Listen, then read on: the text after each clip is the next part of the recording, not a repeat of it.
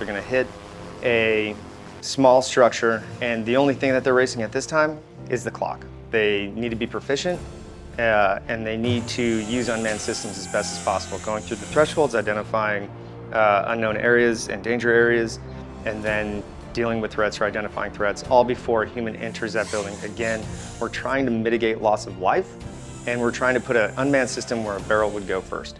There could be a human hiding behind a filing cabinet, in a corner, at a desk, whatever the case may be.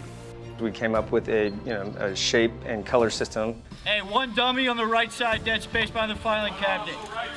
And then what we did is we placed those in places where you would normally see threats. Maybe that's a tripwire by a door, maybe that's a deep recessed corner. So guys would have to go in, and they couldn't just do a power loop and yell clear. So dudes would have to actually look at those danger areas, right, and get that muscle memory and not build bad habits or training scars.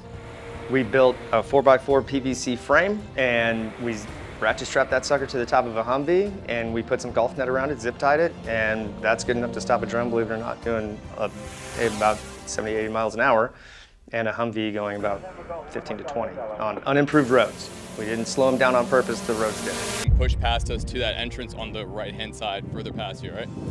They did a split element. One went off, one went up to the roof, and immediately started setting up all their kinetic drones and setting up their ISR. So that was their recipe for success, and it worked out.